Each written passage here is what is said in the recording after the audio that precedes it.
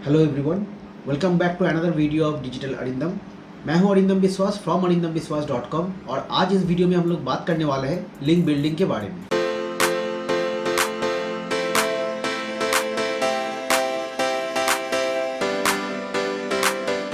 Link building also known as off page SEO. Link building क्या है और ये एसईओ के लिए कितना इम्पोर्टेंट है, लिंक्स कितने तरीके के होते हैं और इन्हें कैसे बनाया जाता है, लिंक बिल्डिंग करते वक्त उसका क्वालिटी को देखा जाए या फिर क्वांटिटी को, इन सारे सवालों का जवाब आज आपको इस वीडियो में मिलेगा। तो चलिए शुरू करते हैं। लिंक्स या बैक लिंक्स किसी भी वेबसाइट के लिए काफ़ी इंपॉर्टेंट रोल प्ले करता है। अगर आप किसी भी वेबसाइट को इवेलुएट करते हैं तो उसका जो वर्थ है या वैल्यू है उसके लिए आप सिर्फ ऑन पेज फैक्टर को कंसिडर नहीं कर सकते। उसके लिए आपको उस पर्टिकुलर वेबसाइट का लिंक स्ट्रक्चर या लिंक पॉपुलैरिटी को भी कंसिडर करना पड़ता है। किसी भी वेबसाइट के लिंक स्ट्रक्चर को समझने के लिए आपको दो चीज़ों का ध्यान रखना है।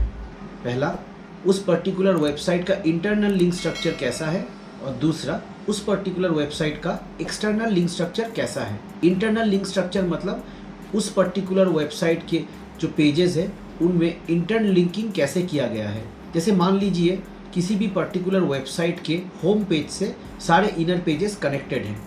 एक वेब पेज को दूसरे वेब पेज से कनेक्ट करता है हाइपरलिंक। तो चलिए सबसे पहले एक एग्जाम्पल के साथ हाइपरलिंक को समझते हैं।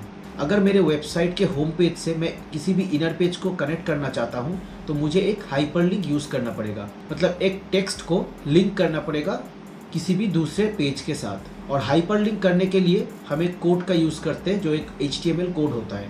वो कुछ इस तरीके से दिखता है। इसमें आप देख सकते हैं एक लिंक है और एक टेक्स्ट है। ये टेक्स्ट सबसे इंपॉर्टेंट रोल प्ले करता है। जिस पर्टिकुलर टेक्स्ट को किसी दूसरे पेज के साथ लिंक किया जाता है उसे एंकर टेक्स्ट बोलते हैं। एसईओ पर्सपेक्टिव से ये एंकर टेक्स्ट बहुत इंपॉर्टेंट है।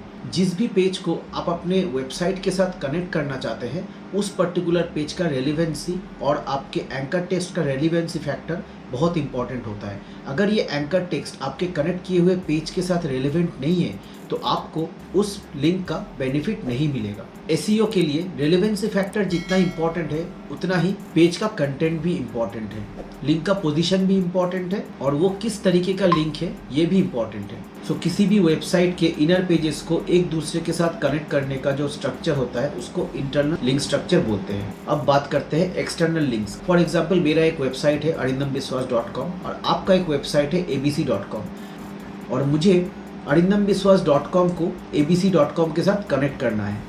सो इसके लिए मुझे एक एंकर टेक्स्ट को यूज़ करना पड़ेगा और उस पर्टिकुलर एंकर टेक्स्ट को लिंक करना पड़ेगा abc.com के साथ। अगर ये आपको थोड़ा कॉम्प्लिकेटेड लग रहा है तो सीधे सीधे आप समझ सकते हैं कि इंटरनल लिंक होता है सेम डोमेन के अंदर और एक्सटर्नल लिंक होता है दो डिफरेंट दोनों के अंदर। फॉर एग्जाम्पल, अगर मेरा वेबसाइट abc.com है तो मुझे abc.com के होम पेज से किसी दूसरे वेब पेज को जो कि मेरे ही डोमेन में है abc.com/links को लिंक करना पड़ेगा किसी भी एक हाइपरलिंक के थ्रू। बट अगर मैं एक्सटर्नल लिंक की बात करूं तो मेरे वेबसाइट के किसी भी पेज से, चाहे वो abc.com हो या abc.com/links हो, किसी दूसरे वेबसाइट xyz.com को लिंक करना पड़ेगा किसी एंकर टेक्स्ट के थ्रू। तो अगर आपका इंटरनल लिंक और एक्सटर्नल लिंक का कॉन्सेप्ट क्लियर हो गया तो आगे बढ़ते हैं। एक्सटर्नल लिंक भी दो तरीके के होते हैं, no follow link and do follow link. अगर कोई वेबमास्टर किसी भी लिंक में नो फॉलो टैग यूज़ करता है तो इसका मतलब है उस पर्टिकुलर लिंक का कोई गारंटी या क्वालिटी का एश्योरेंस वो वेबमास्टर नहीं लेता है। इन द ईयर ऑफ 2005 में गूगल ने नो फॉलो टैग का इंट्रोड्यूस किया था लिंक स्पैम को रोकने के लिए।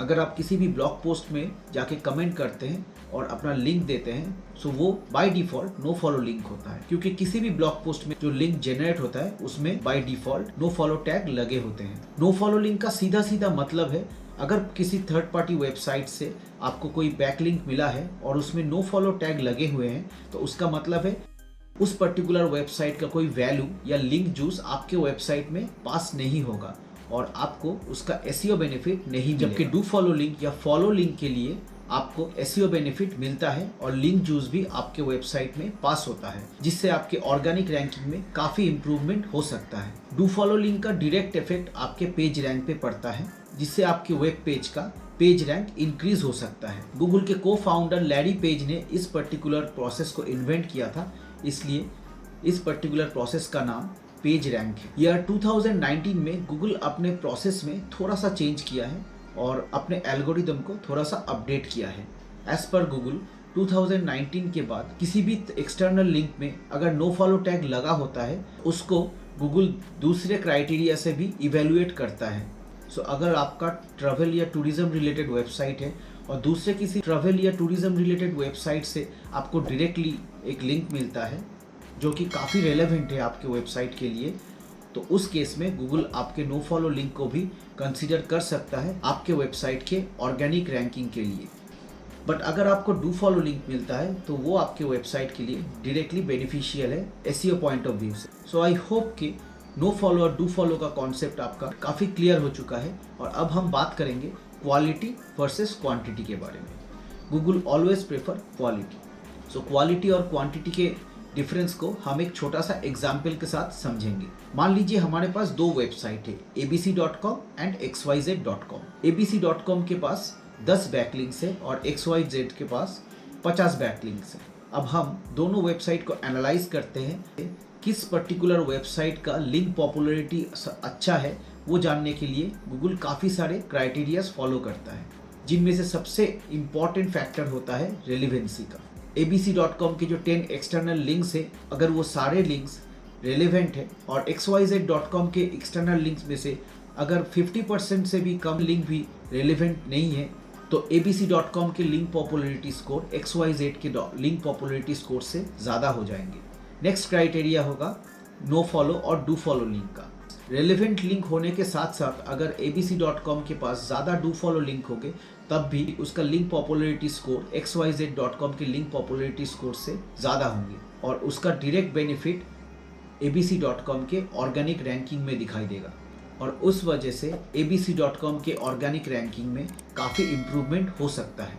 नेक्स्ट क्राइटेरिया आता है वेबसाइट क्वालिटी का। आपके वेबसाइट को जो एक्सटर्नल लिंक मिल रहा है वो किस पर्टिकुलर पेज से मिल रहा है, ये भी काफ़ी इम्पॉर्टेंट रोल प्ले करता है आपके वेबसाइट के लिंक पॉपुलैरिटी में। मेरे वेबसाइट को अगर दूसरे किसी वेबसाइट के होम पेज से लिंक मिल रहा है तो उसका वैल्यू काफ़ी ज़्यादा होता है। होम पेज का प्रायोरिटी हमेशा इनर पेज से ज़्यादा होता है, इसलिए किसी भी थर्ड पार्टी वेबसाइट के होम पेज से अगर आपको बैक लिंक मिलता है तो उसका वैल्यू हमेशा ज़्यादा होता है। फॉर एग्जाम्पल, अगर abc.com को किसी भी दूसरे वेबसाइट के होम पेज से 2 लिंक मिलता है और xyz.com को 10 अलग वेबसाइट के इनर पेज से 10 लिंक मिलता है, तब भी abc.com के वो 2 एक्सटर्नल लिंक का वैल्यू xyz.com के 10 एक्सटर्नल लिंक से वैल्यू से ज़्यादा होंगे। लिंक बिल्डिंग करते वक्त आप नंबर ऑफ लिंक्स का भी ध्यान रखें, क्योंकि गूगल हमेशा प्रेफर करता है कि आपका जो लिंक स्ट्रक्चर हो वो नेचुरली ग्रो करे। गूगल टाइम टू टाइम किसी भी वेबसाइट की लिंक पॉपुलैरिटी को ट्रैक करता है और अगर किसी भी वेबसाइट का लिंक पॉपुलैरिटी अननेचुरल तरीके से ग्रो कर रहा है तो वो डिटेक्ट हो जाता है और उसको एसईओ बेनिफिट्स नहीं मिलता है। मान लीजिए गूगल आपके वेबसाइट का लिंक पॉपुलैरिटी को लास्ट 6 मंथ्स के लिए ट्रैक कर रहा है। पहले 2 महीने आपके वेबसाइट को 10 से 15 लिंक्स मिले हैं, बट थर्ड और फोर्थ मंथ में आपको 50 to 60 लिंक्स मिला है और फिफ्थ और सिक्स मंथ में आपको फिर से 10 या 15 लिंक मिले हैं। सो गूगल को समझ आ जाता है कि आपके वेबसाइट का जो लिंक पॉपुलैरिटी है वो स्टेडी तरीके से ग्रो नहीं किया है और उसमें कुछ अननेचुरल मूवमेंट्स हुए हैं। सो उस केस में आपके वेबसाइट को लिंक बिल्डिंग का बेनिफिट नहीं मिलेगा। सो लिंक बिल्डिंग करते वक्त आप ध्यान रखें कि आपका जो लिंक पॉपुलैरिटी है वो स्टेडी तरीके से ग्रो करे।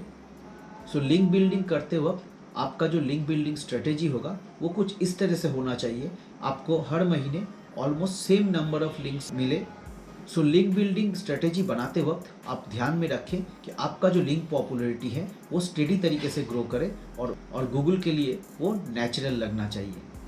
सो आई होप कि लिंक बिल्डिंग का जो बेसिक कॉन्सेप्ट है वो आपके लिए क्लियर हो चुका होगा। सो नेक्स्ट वीडियो में हम लोग बात करेंगे कितने तरीके से आप लिंक बिल्डिंग कर सकते हैं और high quality back link free में आपको कैसे मिल सकता है। सो वीडियो पसंद आया है तो लाइक कर दीजिएगा और अगर आप मेरे चैनल में नए आए हैं तो चैनल को सब्सक्राइब ज़रूर कर दीजिएगा। तो मिलते हैं अगले वीडियो में।